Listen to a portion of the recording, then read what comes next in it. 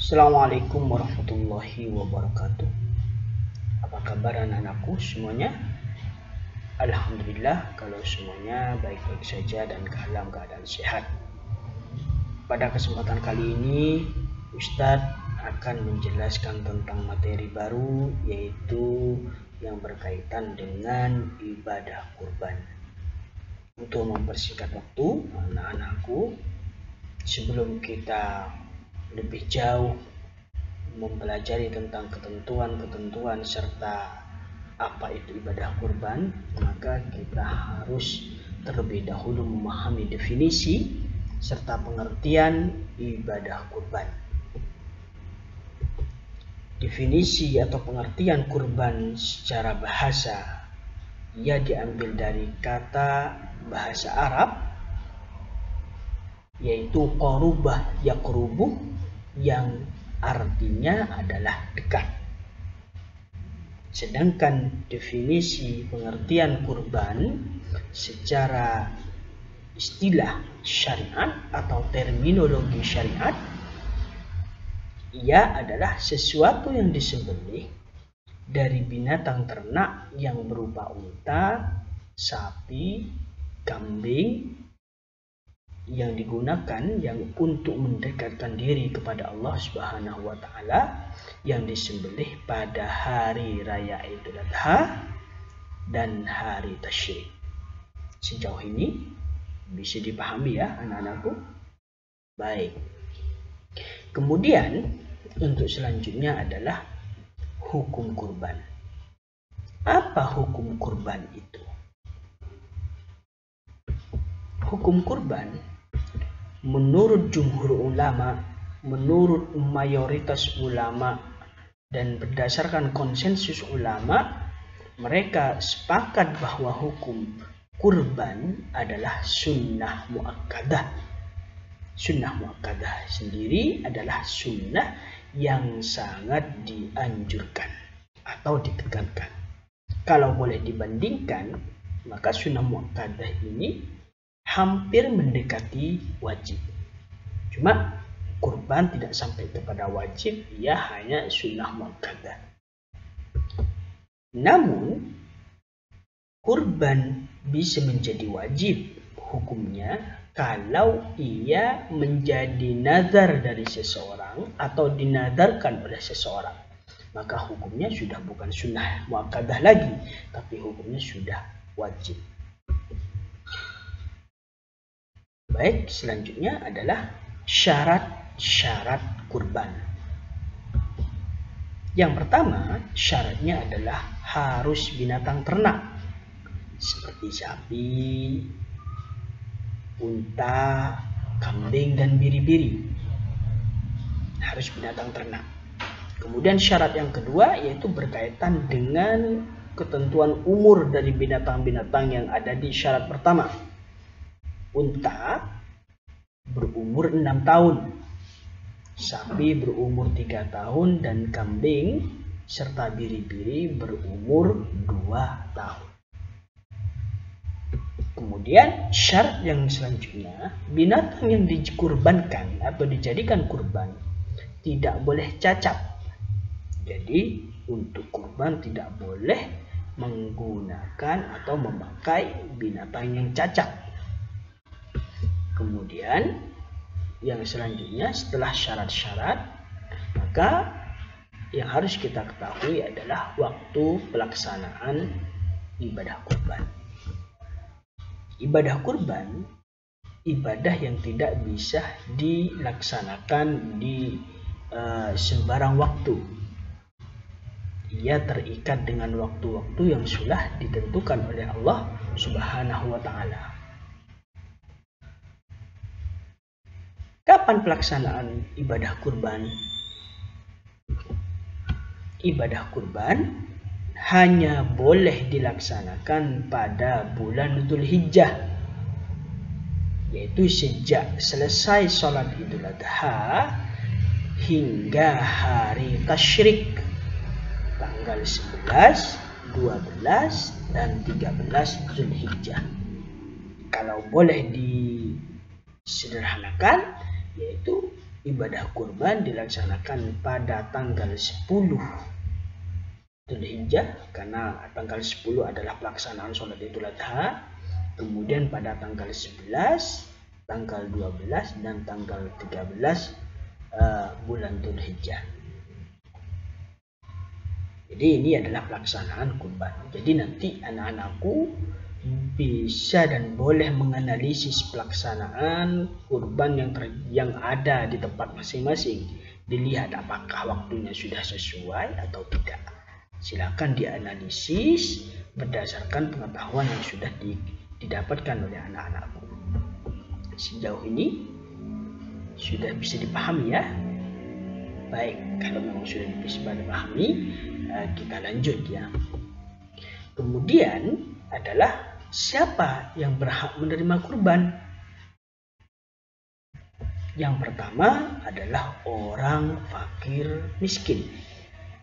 Ini yang diutamakan ya, orang fakir miskin. Kemudian selain orang fakir miskin, kerabat. Jadi boleh mendapatkan kurban dengan tujuan menyambung silaturahim. Sedangkan yang selanjutnya adalah tetangga. Itu boleh mendapatkan kurban. Jadi orang fakir miskin, kerabat, dan juga tetangga. Untuk daging kurban, sepertiga dari daging kurban atau dari daging hewan yang dikurbankan itu boleh dimakan sendiri. Dimakan sendiri oleh yang berkurban dan keluarga yang berkurban. Itu sepertiganya boleh dimakan sendiri. Kemudian untuk pendistribusian daging kurban, sebaiknya didistribusikan, dibagikan dalam keadaan daging mentah. Karena nanti hak si penerima daging itu mau dimasak atau dijual kembali, itu haknya si penerima. Tapi dianjurkan dalam daging kurban yang dibagikan itu harus dalam keadaan mentah. Baik, bisa dipahami ya? Baik, lanjut. Setelah selesai mengetahui pengertian, hukum, syarat, ketentuan, kemudian waktu pelaksanaannya kapan, maka kita akan membahas tentang hikmah dari kurban. Kita tahu dan ini sudah pasti bahwa segala sesuatu yang diciptakan Allah, segala sesuatu yang diperintahkan Allah dari semua syariat-syariat Allah, tidak ada yang sia-sia atau tidak ada yang tidak mengandung hikmah, tidak ada yang tidak mengandung nilai kebaikan. Semua yang diperintahkan Allah semuanya punya nilai kebaikan dan punya hikmah di baliknya. Karena Allah sudah berfirman di dalam ayat suci Al-Quran, wa ma khalaqnas samawati wal arda wa ma bainahuma la'ibun, bahwa Allah tidak menciptakan atau kami tidak menciptakan langit, bumi, serta apa-apa yang ada di antara keduanya dalam keadaan main-main.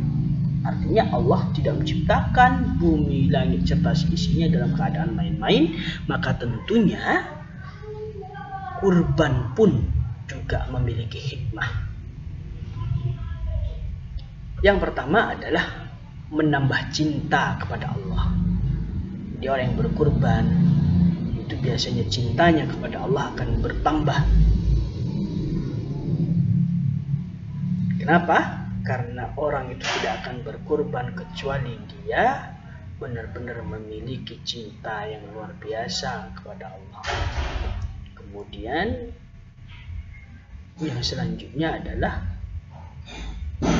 menambah keimanan kepada Allah Subhanahu wa ta'ala.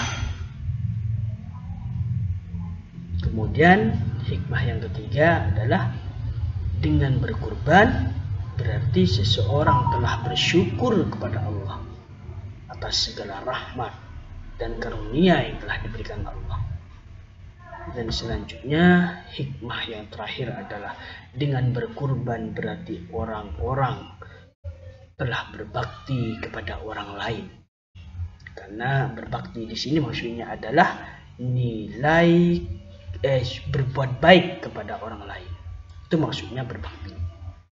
Kenapa? Karena di dalam ibadah kurban mengandung nilai tolong menolong, mengandung nilai kasih mengasihi, mengandung rasa solidaritas, toleransi, serta rasa peduli kepada yang lain. Itu hikmah dari ibadah kurban. Baik anak-anakku semuanya, kita sudah selesai dalam mempelajari tentang ketentuan-ketentuan ibadah kurban yang ada di dalam agama Islam. Berharap kepada Allah semoga kita diberikan kemampuan oleh Allah untuk melaksanakan kurban. Mungkin tahun depannya lagi. Semoga kita ditakdirkan oleh Allah untuk diberikan kekuatan dan dapat berkurban. Serta yang paling penting adalah kita diberikan kemampuan oleh Allah dan kekuatan oleh Allah untuk mengamalkan nilai-nilai yang terkandung di dalam ibadah kurban. Seperti tolong menolong, peduli, dan yang lain-lain. Baik anak-anakku, demikian penyampaian Ustadz terkait tentang ibadah kurban ini. Dan akhirnya dari Ustadz, mohon maaf kalau memang ada kesalahan, dan kemudian kalau ada hal yang tidak bisa dipahami atau belum bisa dipahami, nanti bisa ditanyakan kepada Ustadz di pertemuan selanjutnya atau bisa ditanyakan kepada temannya, baik melalui diskusi ataupun kerja kelompok. Baik, dari Ustadz, akhirnya assalamualaikum warahmatullahi wabarakatuh.